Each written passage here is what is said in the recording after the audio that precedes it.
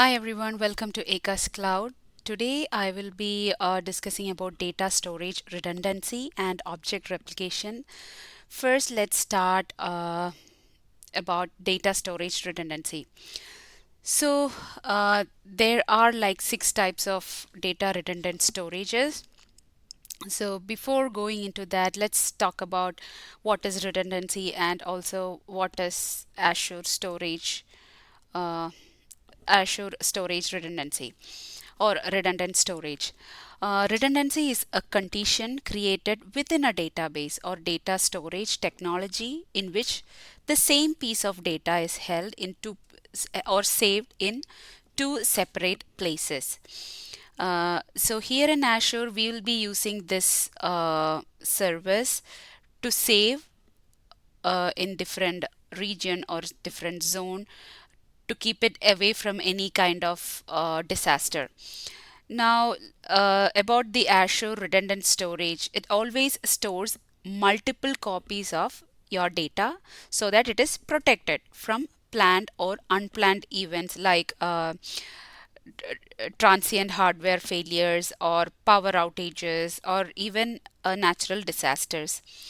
So redundancy ensures that your storage account meets its availability and durability target even in the face of failures.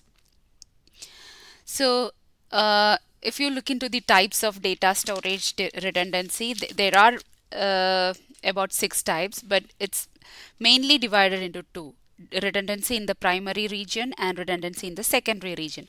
So first let's talk about the redundancy in the primary region. There are two kinds of redundant storage in primary region. First one is locally redundant storage and second one is zone redundant storage. So if you look into locally redundant storage, here copies of your data is synchronously three uh, saved three times within a single physical location in the primary region. Locally redundant storage is the least expensive replication option, but it is not recommended for applications requiring high availability or durability. So if you look here, there is one storage account and there is one data center and uh, three copies of same data is saved within this data center, say in the same physical location. The next one is zone redundant storage.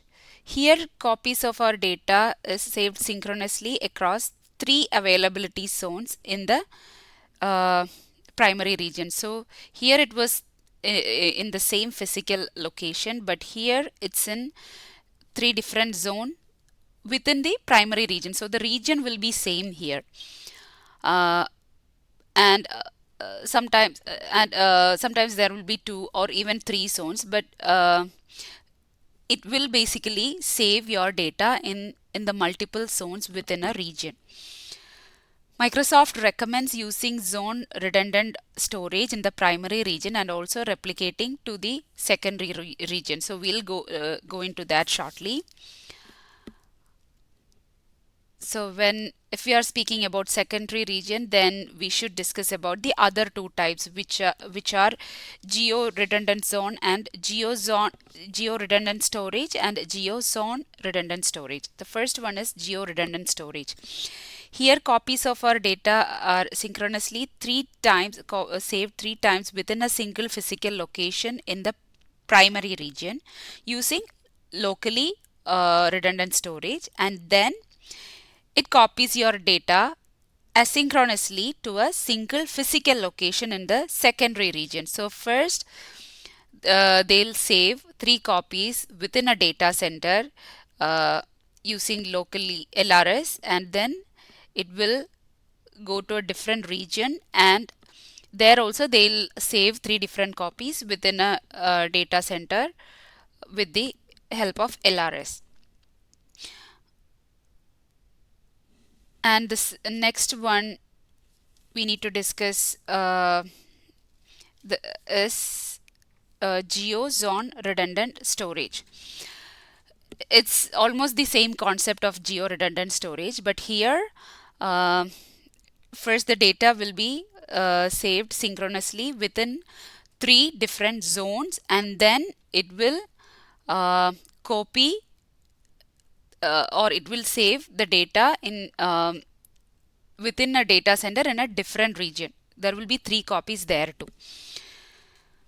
So here first in geo redundant storage, first it's saved with the help of LRS, but here it is saving with the help of ZRS, and then in the other region it will save 3 copies with the help of LRS. That is the only difference between geo redundant and geo zone redundant storages.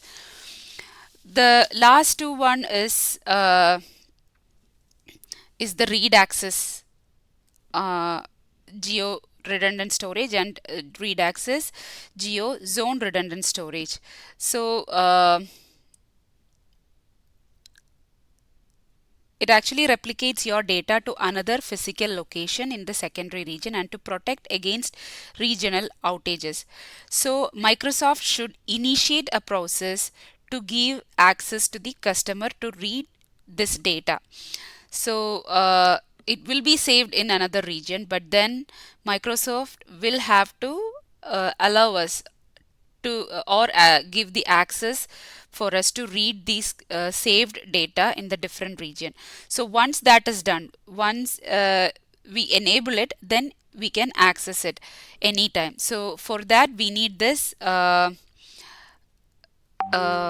we need the read access permission from the Microsoft management.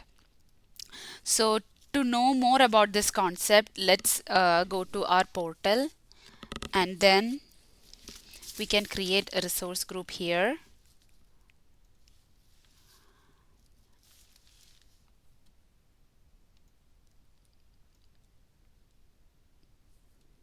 And let's create a storage account.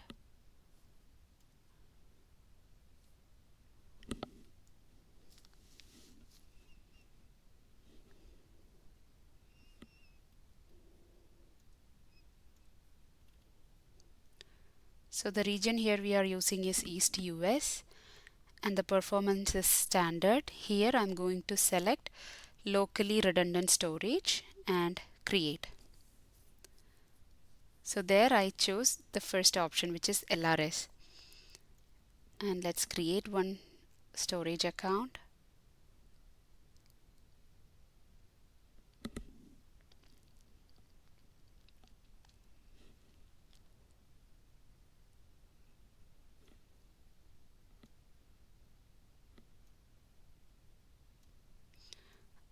Okay, so that is done. Now let's go to resource, and here we need to go to geo replication. So this is the East US region. So they saved our storage account here. Now if we want to go for the geo redundant storage, then for that we need to go to configuration,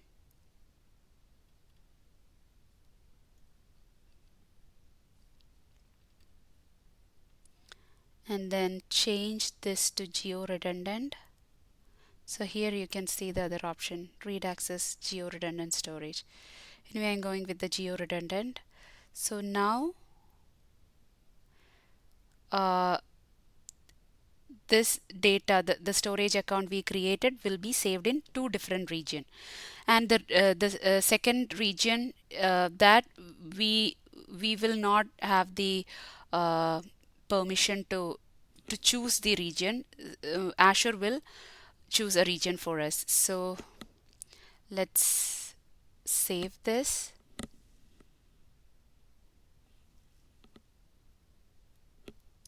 Okay, now let's go to geo replication one more time. So yeah, so they chose West US region for us. So that is the difference between LRS and GRS. I will be explaining about the object replication in my next video. So I hope you like this video. Thank you.